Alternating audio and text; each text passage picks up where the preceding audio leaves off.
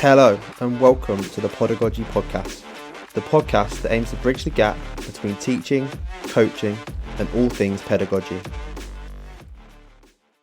Today I'm joined by Chloe Brown. Chloe has spent time as a centre manager on the Girls Talent Pathway, as an FA Tutor and as a first team head coach in the Women's National League. As we caught up, we discussed metacognition, problem solving as a tool for learning and thinking about what makes a positive learning environment. Cool. So, good afternoon, Chloe. Thanks for joining me today. It's appreciated. So, I think a good place to start as any is if you could just learn and give the people a bit of a lowdown about yourself, around some of your experiences. Obviously, I know some of that will touch on kind of how we know each other, and then we can pick up from there. Really. Yeah, so I suppose when I left uni, I went straight into teaching at a college and university in Peterborough. So sort of went straight into that, did sort of teaching qualifications alongside teaching there. So whilst I was also coaching grassroots football. So for me, football, I suppose, is my main sport, although I have kind of dabbled in others sort of here and there. So yeah, for me, I've been coaching for many years. Sort of as soon as I turned 16, I was straight on my level 1. But in terms of my understanding of maybe learning and development and coaching, it probably started when I started teaching. So I was teaching for about 5 years, left there to go and work for the FA, and I was a skills coach for the FA, went around primary schools delivering football sessions and sort of fundamental movement sessions. Again, sort of coaching alongside that, working in the Girls Talent Pathway at the time, and oversaw Northamptonshire FA's Advanced Coaching Centre, which is kind of the equivalent to, I suppose, your boys' academies in terms of level for that point, but run very differently, which I'm sure we'll touch on later. And then from there, I've been coached multiple different environments, grassroots, right from your 3-year-olds up to your adults. I've worked with a number of different coaches, managers, and since I've kind of gone back into sports development, and generally most of my roles have had quite a big focus on sort of workforce development and things like that. So generally stayed within that realm. And throughout that time, at some point, I couldn't tell you when, I've done a lot of tutoring for the FA and mentoring and things like that. So I suppose I've always been around sort of coaching, teaching, learning in so many different aspects and different environments. Yeah, cool. Spot on. I mean, so I think a good place to start today would maybe be around, and this is obviously something that you made me aware of kind of when we worked together around metacognition. I mean, in a nutshell, for me, I guess it's thinking about thinking. If we're gonna really simplify it, but it'd be really interesting to get some of your thoughts and some of your experiences around that theme. Yeah, I think it's sometimes a bit of a difficult concept for people to grasp, particularly as to how you would then apply it. And I suppose we linked it in with meta learning and in terms of saying, thinking about learning. So I think it's probably easier to kind of explain it through maybe a bit of an example of how we used it within our environment. So when working with Northamptonshire FA's Advanced Coaching Centre, the difference between that and maybe a typical academy environment was that the girls would play for their grassroots clubs. They'd play mixed football, girls football, whatever it was. And then they come to us once a week and we would offer them an 1.5-hour session when it would almost be a bit of a top up. So we'd offer them the S&C support. We'd offer them the football coaching and kind of different elements around that, which, is great that they kind of get that top up and they can still be in the environment that's good for them and best for them. But the challenge with that was that we only had an 1.5 hours a week with them. So we had to do things very differently, and being able to understand how players were learning and how them themselves would take on board information and challenge themselves and continue to learn away from us was really, really important. So we felt we really needed to create those independent learners. And that's where we started to look into a lot around meta learning, metacognition, and kind of seeing about, well, how can we give these girls the skills to understand how they're learning and how they learn best, and how they can then embed that in other environments that they go to. And I think we tried out a bit of a pilot, didn't we, between the two of us, and had a bit of a small group and sort of just did a bit of a trial of, right, sit down, this is kind of what we're looking for. And a lot of it that we kind of focused on was around questions and how they ask questions and what questions they ask, and feeling free to ask questions and working together to answer and ask those questions, and learning off of each other, and how they kind of identified problems. So what is the problem that we want to solve, and actually how do we get around that? What do we need to do? What resources do we need? Who do we need to ask? Actually, who's an expert in this? I'm really trying to give them that kind of ownership. I know you delivered sort of quite a few of the sessions with them then sort of in between and ad hoc, so you could probably give a much better overview as to kind of what you covered in those sessions. Think one cool thing they really enjoyed was like something super simple as keeping like a learning journey, or like a journal, sorry, like a learning journal. So like you said, we only saw them for, depending on 10, 12, 14 whatever, hour to an hour and a half, maybe 2 hours max on a good week if they're there bright and early. And it was about how we could then how they actually, not as how they could manage their learning kind of then for the rest of the week. So yeah, that learning journal of just simple things like, what did I work on, what problems did I face, how did I overcome these problems, and actually getting them to be quite reflective of their learning process. So not coming to the session and being like, oh, we worked on defending in wide areas, whatever, and then just going away, I learned sit down, shut down, do all that stuff. Actually, to go away and think about, how did I learn that? How did I apply that? And things like that, and making them more kind of, I guess, aware of maybe their own strengths and weaknesses, but not strengths and weaknesses in terms of tech stuff, like their strengths and weaknesses in terms of how they learn, or how they manage their own learning was something that I remember quite vividly that we did. And I think that links into, we had a big emphasis on like problem solving as a tool for teaching. So I think particularly we found with those players, and it's a massive sweeping statement, but I think female players, particularly in terms of their learning, demand a bit more. And what I mean by demanding a bit more is like they want to know why. Yeah, like, definitely want to know why a little bit more. And that was something that coming into that environment for me really challenged me. And even now working in the women's game still challenges me, because if I get asked why and I don't know why, then I'm going to look a bit silly. I'm going to get caught out. So I think, I don't know about your experience on that as well, but for all ages, even our under 10s at that stage and 12s, 14s, and like I say now in the women's game, they want to know why they're doing something. I think they come kind of hand in hand. They want to know about why they're learning something or why that is the solution. But I know you've done quite a lot on stuff around problem solving as a tool. Yeah. Any kind of experiences on that at all?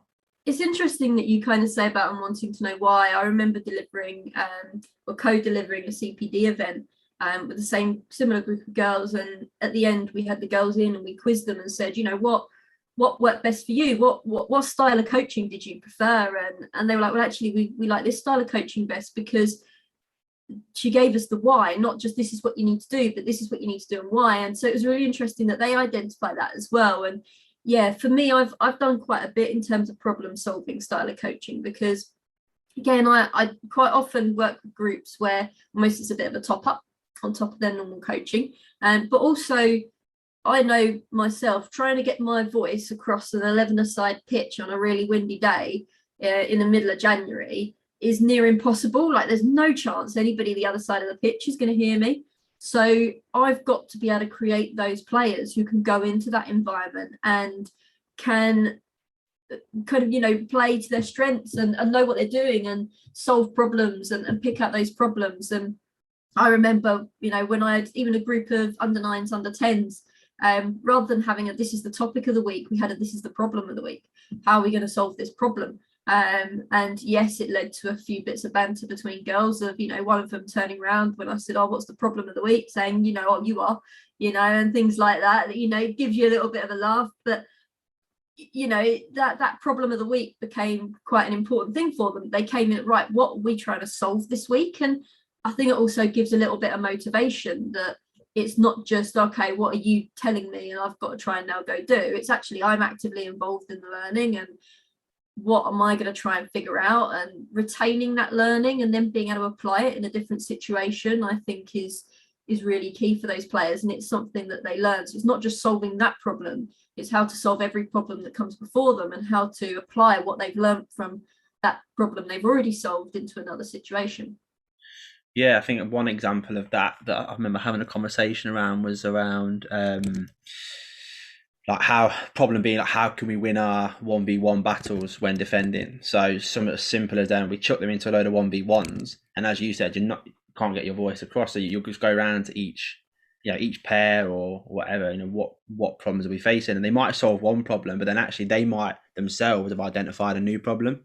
So Yeah. you might start getting then questions back, or like, I don't know, um what do I do when she just kicks it past me and chases, or whatever, for example. And then like you said, that sparks in a new avenue, and it's them actually thinking around potential scenarios and potential issues that they're going to face, and then being kind of self-sufficient enough to start thinking about solutions, because ultimately once they're in the game, that's what's going to happen.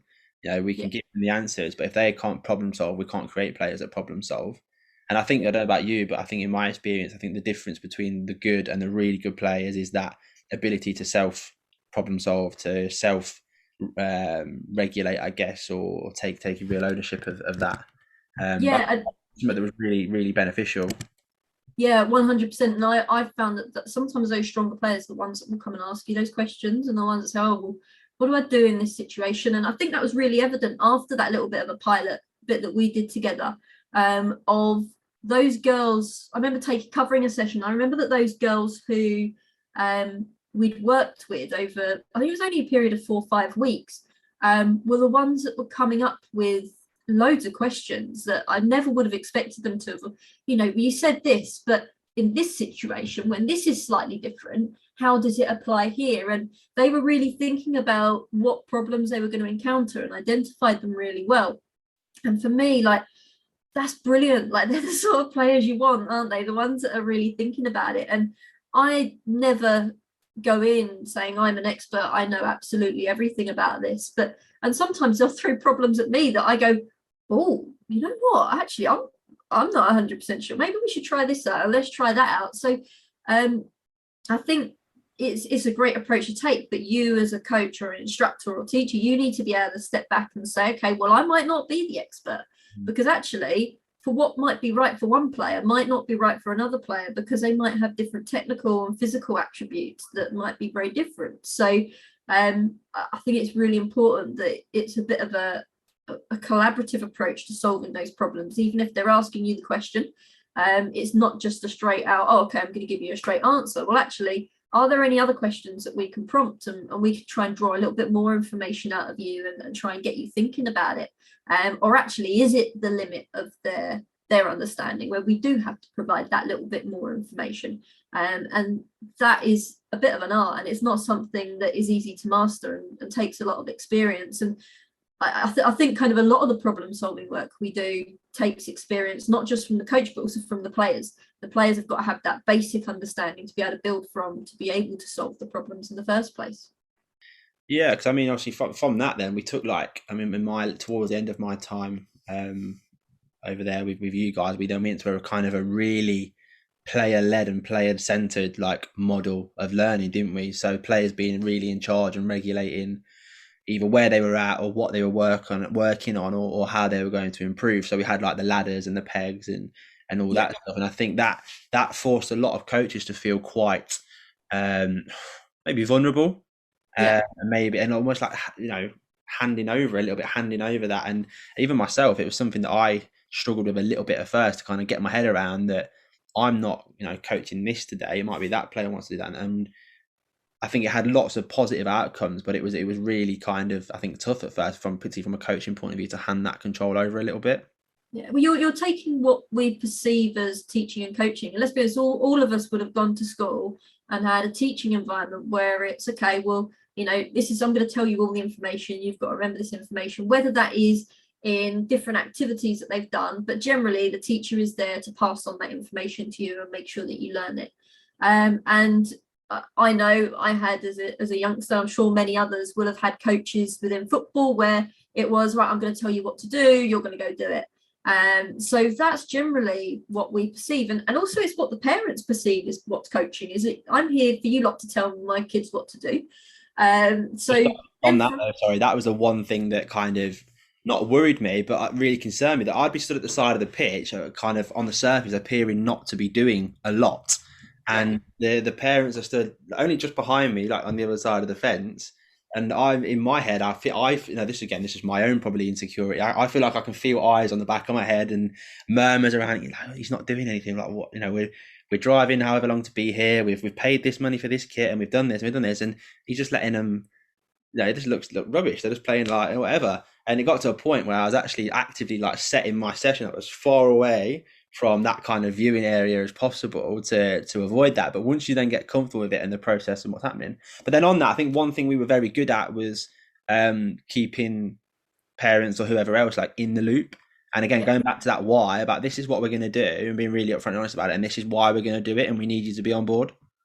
Yeah, and kind of linking back in, going back a little bit, is that when you were saying about views of the parents, 100%. I remember when I was relatively newish grassroots coach, I was doing all the youth award modules from the FA, and it was very much around game be the teacher and all of this, and I was using quite a lot of small-sided games and a lot of problem solving within those games. And I remember a parent coming up to me after a session saying, I notice you're just letting them play lots of games. I've got some drills if you want to use them, and you can have a look at them.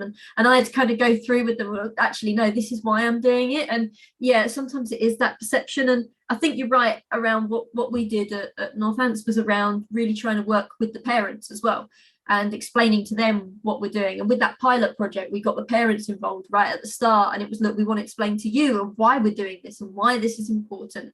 And I think that we did have a really good group of parents there who bought into what we did and really trusted that what we were doing was the right thing for those girls. And that made such a big difference. But yeah, I think kind of having that environment where you've got that is really important, and just kind of dialing back a little bit to kind of explain what we did, because obviously not all the listeners will know that.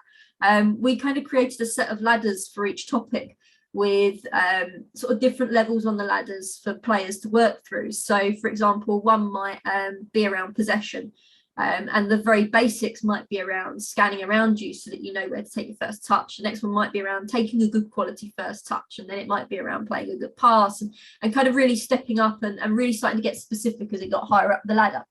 And for each of those steps of the ladder, we produced a card, and on that card it had what good looks like, some questions to really start to prompt thinking that little bit further, but also to give parents an opportunity to get involved and ask some of those questions, and also what they could do within a small-sided game to challenge themselves a little bit more. Because again, it's that support to help the learners, help the players go away, and be able to embed that within their grassroots environment and wherever they are. So we kind of gave the players as much information, as much of the tools we possibly could, and then we allowed them to pick their step on the ladder to say, well, actually, this is where I think we're at. And there was some coach discussions, but yeah, the vulnerability is huge for coaches, because you're suddenly changing how you are perceived and what you perceive as coaching and what players perceive as coaching, but is doing it the old way where we're constantly just telling them the answers and not giving them all the why around it, and we're not asking them to think for themselves, always the best way to get them to learn. So I think it was definitely pushed pretty much, I would say, every single member of staff out of their comfort zone, but I think we started to see the benefits of it, of so many more players coming to us with questions and asking questions and wanting to know more, and taking that ownership of, okay, well, actually, I know what good looks like for this topic. There's probably so much further we could have pushed it, but yeah, I do think the coaches were the ones that we had to convince more than anybody else. This is probably a good way to do it because it pushes them out of their comfort zone the most. Yeah, I think for the girls it was great. It was turn up. We're going to play games. There's going to be these conditions, like fun conditions. Going to be this, going to be that. And for them, it's fantastic. And like you say, I think the biggest thing was to really change that change that mindset around what coaching looks like. I think part of the problem with that is we won't see the rewards for what we're doing until much later on. So we can sit here now, and I won't obviously name any names, but we can probably both think about certain players who are doing really, really well. So now we can see and you in particular, who started with some of these girls when they were probably 6, 7, 8, maybe, yeah, and they're now at a point now where you see them, playing kind of a really good level, and you're seeing the rewards for what you did. But at the time, it's quite difficult. If you're a carpenter and you want to build some stairs, at the end of the day, your stairs are built and they work. I think with teaching and coaching, we don't see a lot of the good work or a lot of kind of output, if you like, until weeks, months, maybe even years, like down the line. I think that's part of maybe the struggle around that as well. Yeah, and I know a lot of people hate the phrase, but trust the process. But sometimes it is a little bit of that, isn't it? Yes, trust it. Yes, critique it. But I mean, the way that I coached, when they first started out, the amount of changes and little tweaks that we've made have been huge. But we've generally had the same idea throughout of, well, these players have got to be able to solve the problems themselves, and these players have got to be able to become good learners. And can we help them to become good learners? And can we give them those fundamentals? And they will go on and kind of reap the rewards, hopefully. And you're right, we've got players that came to us at 6-7 years old, that are now, we're now getting call-ups for England national performance camps and things last year. So there are results that you can now start seeing from these players, but it's taken a long time of embedding it. And it's also, as you said, you've got to have the parents on board, because those parents have, I suppose, trusted us to do that for the last however many years, and that's not an easy thing to do, because yes, you might trust someone, but if it goes wrong, that's 7 years down the drain. And full credit to them for kind of allowing us to do that, because looking at some of my sessions when they were 7-8 years old, anyone coming along would think I'd lost the plot. So yeah, it's definitely a long process. It's not easy to see the results, and you've got to educate yourself as a coach the best you possibly can, in my opinion, around teaching, around learning, and really how people learn, to be able to get long-term results. And if you don't have that understanding of learning, I think it's really hard to get the long-term results. You can understand the game in absolute detail, but if you don't understand how people are going to learn, there's no way you're going to be able to get that information across them for them to learn it and to develop those players to the best they can possibly be. Yeah, I think it can be quite tough to actually check for that learning, like in a practical environment. I think in terms of the classroom, hopefully they hand an assessment or a bit of work, whatever, and you can see hopefully they've taken that information on board. Obviously, there's an issue, there's a debate there between whether has it been learned or has it been regurgitated or whatever, but that's a separate conversation, I think, for a different day. But I think for us, we might work on receiving the ball on your back foot, fine. So I can see so and so has not done it, and something we did quite often. Just take you out of the session for 5 minutes. Let's just look at this 1-to-1, and she can do it 5 times with me and her. What great, well done. But I put her back in the game. It's very hard to see whether, or the game next week, whether she's learnt that, or whether it's just because I've instructed. Do you see what I'm trying to say? Like the difference between just doing something because I've instructed them to do it or shown her to do it there and then, and actually learning it and embedding it, and then being able to kind of do that independently. Yeah.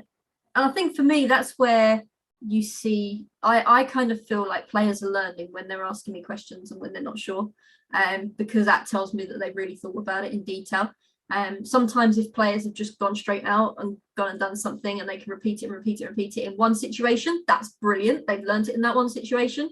But all invasion games are made up of thousands, millions of different situations, and we've got to make sure that they're adaptable for those situations. So yeah, I suppose for me, that learning happens not just when they can repeat what you've asked them to do, but when they can repeat what they've asked them to do in different situations and different scenarios, but also when they know not to do what you've asked them to do.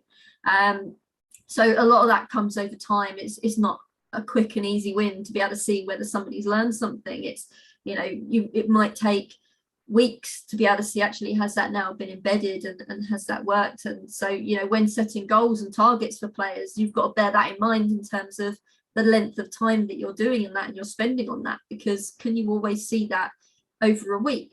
Possibly not. You need to make sure it's embedded and it's there long term. I mean, yeah, we did a lot of target setting, didn't we, and a lot of IDP work, and but again, letting them have ownership of that.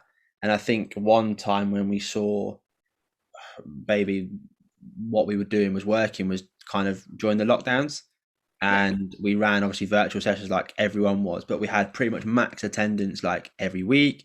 We had like engagement in the stuff we were putting out there, and in a period of time where it would have been very easy for them to be like, yeah, like, you know, I'll play my Xbox or whatever. You know what I mean? We had kind of full engagement and full kind of commitment to continuing to learn and continue to develop. And then when we did come back, like, we saw the rewards for that, and I think that was kind of really testament to like what yourself and everyone else involved had kind of created in terms of that learning environment.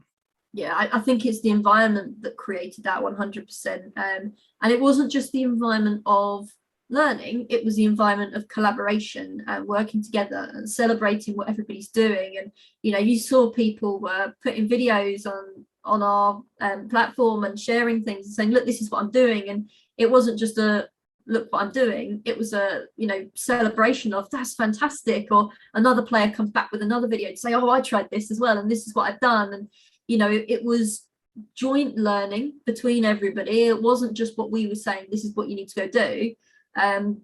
There was bouncing off of each other, and there were different things.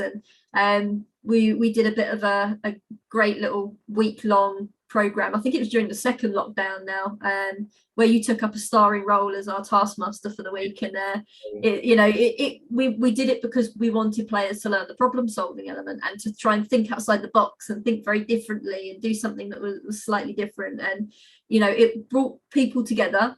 It kind of allowed them to celebrate and have a good laugh about what everybody was doing, but it also was really important in terms of their development around problem solving, because it's really hard for us to help them and guide them through problem solving during a lockdown when we're not there with them and we're not seeing them on a regular basis. And a lot of the other delivery we were doing was very much copy me, do what I'm doing.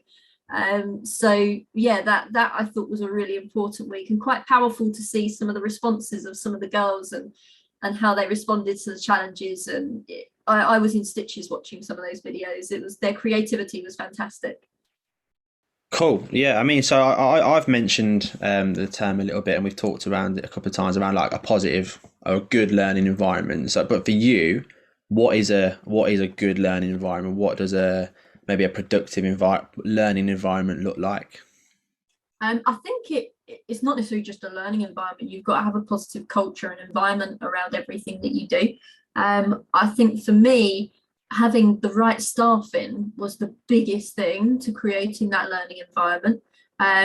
We had a number of staff in who were all really keen and enthusiastic and wanted to learn themselves, and had the energy to learn themselves and reflect on what they were doing and think about things, but also allowed me to go a little bit crazy and suggest some rather radical ideas, and they were quite happy to go along with it.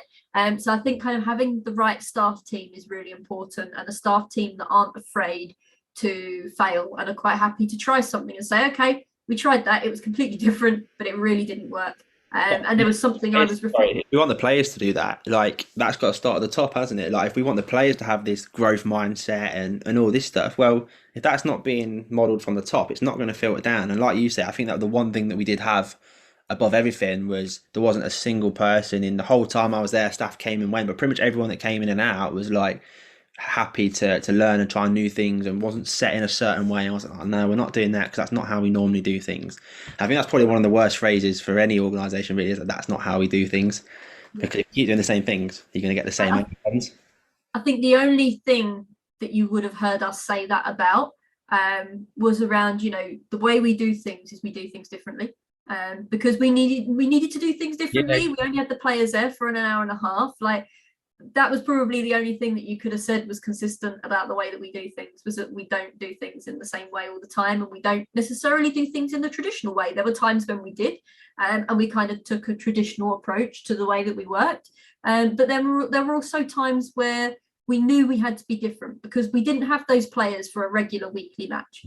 We only had them for an hour and a half a week, and we needed to make sure that that was absolutely maximised and that we worked with those players the best we possibly could. So for me, yeah, that having the right staff in was probably the biggest thing to that environment. And you're right, having that growth mindset from the staff was key.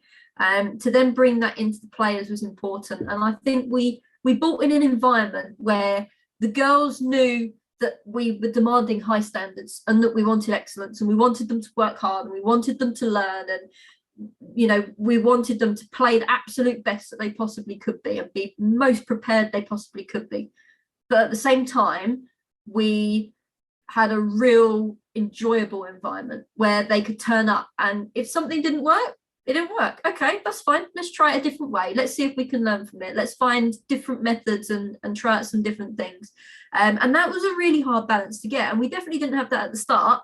But I think that kind of after, 7 years of working with it, I really do think we had an environment where players loved to turn up. They enjoyed it. They had really good relationships and a social bond with different people in the centre as well. That they felt that they had the freedom to go be themselves. They felt that they could make mistakes and nobody was going to be on their back about it. But at the same time, they knew that they had to perform, and they knew that we were expecting really high things of them. So I think that is kind of what created a really strong learning environment for those players, was that they were all there for the same reason, to learn and be better. But at the same time, they were all there because they enjoyed it. Yeah, no, definitely. I mean, I think, like you said, the fact that we only had them for that limited amount of time was obviously the big reason why we had to do things differently. And like I say, I didn't have a regular games program. We didn't have any sort of league or anything like that to compete in. But I also think those factors kind of always had a really positive impact as well, because as like you say, there was no issues about things not being quite right, in terms of, although we demanded high standards, not everything's going to be perfect all the time. But because we didn't have that kind of, I don't know, naturally we want to play football, we want to win. Yeah, as much as we talk around, development and blah blah blah.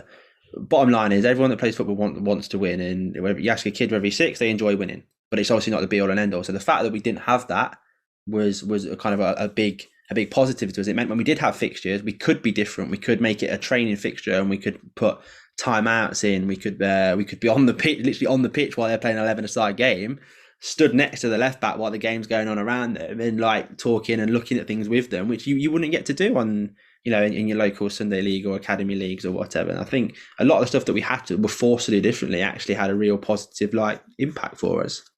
Yeah, and I think we didn't just always take it as development approach, and there were games where we told the players, we want you to go out and win today. This is it. We want you to go out and be competitive. We want you to go win. We want you to go perform. Because otherwise, leaving at 16 years old and going into adult football, they're not prepared for that. So it is really hard to get that balance. So there were times when we did say to players, no, today we're not accepting a loss. We need to go and win this game. This is it. We need to go and win this game, and we need to go put our stamp on the game early on.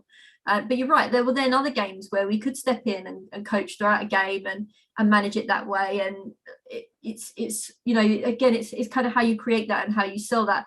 But telling the parents we're playing a fixture, and naturally the coaches might stop the game partway through and step in and go do a bit of work with players.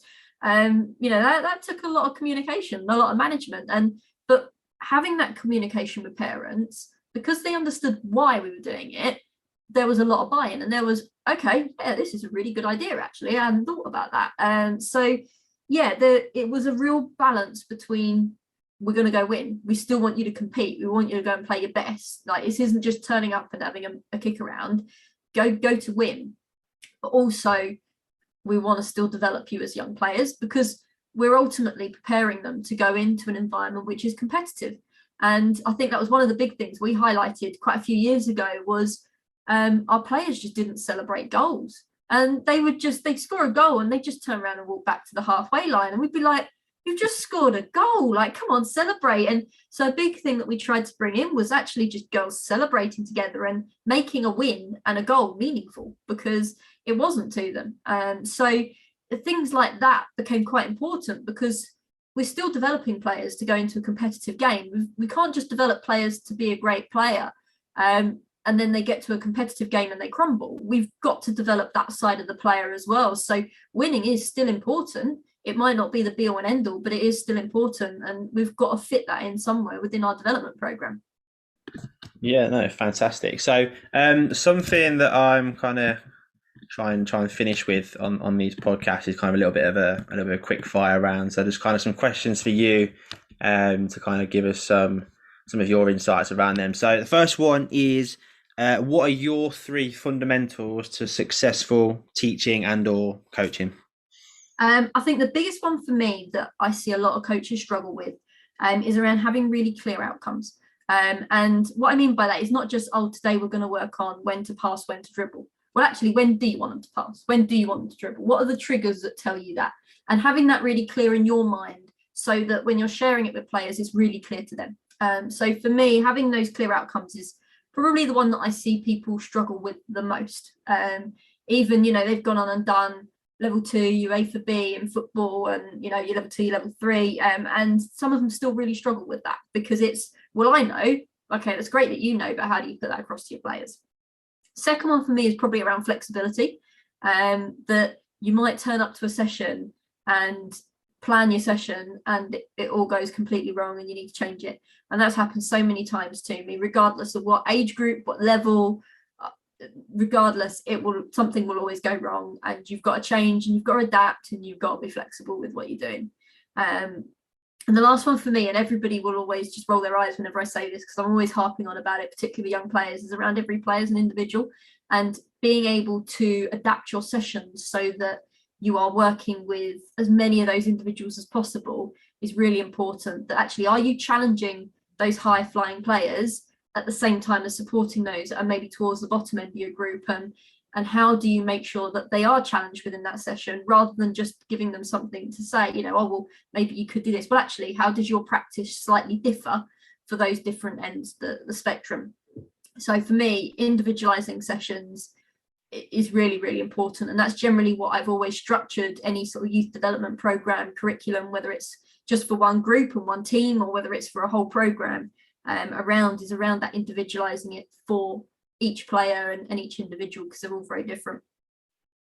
Yeah, I mean, this is supposed to be the quick fire round, but I'm going to chime in anyway and continue with that. There's 2 things I wanted to pick up on there. Like your first bit you said around knowing your outcomes, 1000% for myself, that was something I really needed to develop, both in my teaching and my coaching. So I think like back to my PGCE year of teaching, I've got a vivid memory of an observation of like putting an activity on the board, and it was great. They did the activity and they fed back the answers, and I was like, great, cool, let's move on now.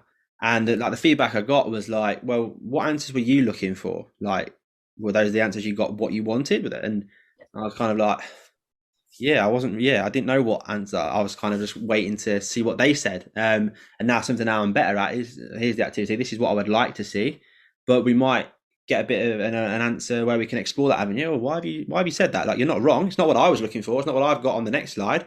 But like, I'm interested to know why you've got that. And again, from a footballing point of view, recently kind of finished my B license. Again, some of the feedback I got, particularly on my early in situs, was around, you've got one outcome that you wanted from her, but she's achieved that in the first 5 minutes of your session. So now what's the next problem she's going to face? And the next problem, the next problem, the next problem. Like, what do you want to see? And you might not get there today, but you might get to stage 3 out of 5. And then you can pick that up next week, or you can pick that up in the game on Sunday or whatever. So I think, 1000% for both sides, having real clear outcomes and things that you want to see. But also, as you said, being flexible with that as well. And being flexible with, some of the responses that you might get. And you might learn something yourself as well, I guess. Definitely, you're right. And again, I know this is quick fire, but it doesn't mean that you have to tell them all those outcomes. It doesn't mean you have to tell them all, but actually, do you know them? Do you understand them, so that when they do come up, you can help with them? Cool. So what advice would you give to Chloe, who was just starting out? So way back when you said, 16, jumped onto your level 1, you could go back now knowing what you know. What would you say to her? Probably 2 big things was around listen and watch, and kind of spend a lot of time doing that. Not if other coaches, other people, go and learn as much as you possibly can. But also of your players, your athletes, and what are they doing? How are they responding? What behaviours are they showing? Not just what are they doing on the pitch, and getting a good understanding of what they're doing, and listening and watching them before you start jumping in and opening mouth and saying, right, this is what we're doing and this is how we're going to do it, and I'm going to tell you everything. So yeah, my coaching has developed so much, but for me that's probably the biggest thing, is just step back and don't be afraid to step back. Be confident that stepping back sometimes is the right thing to do.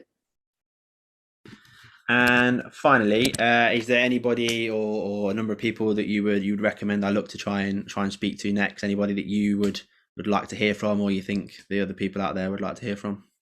I'm going to maybe slightly cop out of this one a little bit, and rather than give a specific name, give a bit of a role. When I was working for the FA, going around and delivering in primary schools, one of the best things I did was go and watch some of those primary school teachers in their classroom environment.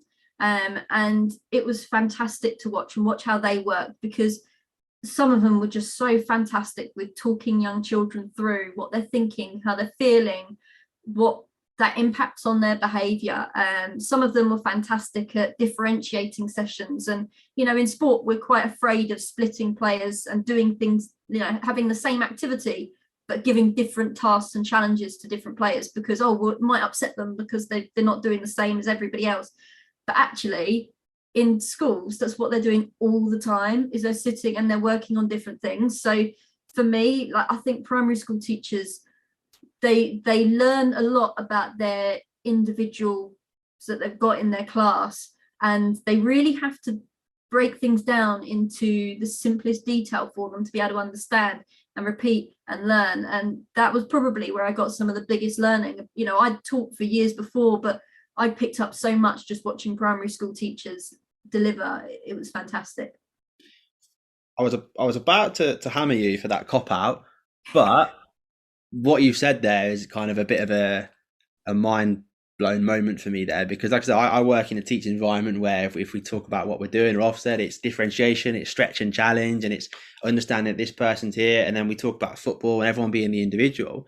But I don't think I've ever had a session where I've gone in and been like, right, these people are going to be doing this because this is where I expect them to be working, and these will be doing this, and hopefully we can move them up, and we can, and yeah, not being afraid to, you might have to put on two slightly different sessions or two slightly different outcomes or whatever, and yeah, not being afraid that it might upset or offend someone. But again, go back to what we said way earlier, trusting the process, knowing that what you're doing, as long as you're doing it for the right reasons and for the benefit of that person, then why not? That's yeah, no, thank you for that. That's something for me to really think about, actually, going away from today. Yeah, I mean, you know, even within the same practice, it's not necessarily seen as where you're a lower level. Well, actually, can you see your progress throughout a session? And they can move through different levels of a different activity. And, you know, I've delivered sessions before, and there's one that sticks in my mind where the teacher came up to me at the end and said, it's amazing to see those that were maybe in the bottom group have just progressed so quickly in this session because of where you started them off at. And, you know, it can make such a big difference. But I'm glad I managed to worm my way out of that question.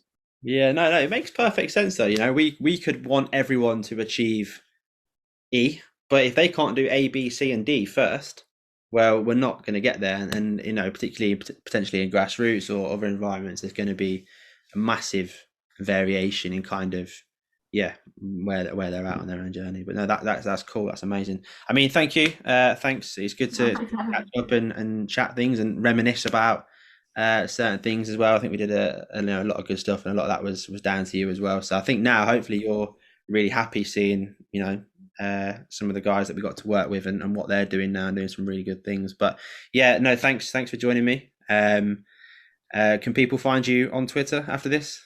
Yeah, I sometimes tweet a lot, and sometimes I'll go very quiet. But yeah, at Chloe Brown 11 is my handle on Twitter.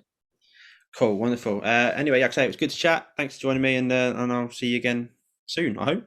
Oh, thank you. Thank you for downloading and listening to this episode of Pedagogy, the teaching and coaching podcast. Another thank you to Chloe for giving up her time to speak to me this afternoon. As previously mentioned, you can find her on Twitter at Chloe Brown 11. You can also find the podcast at Pedagogy Podcast. Please leave a review, share the podcast, and thanks for listening. Goodbye.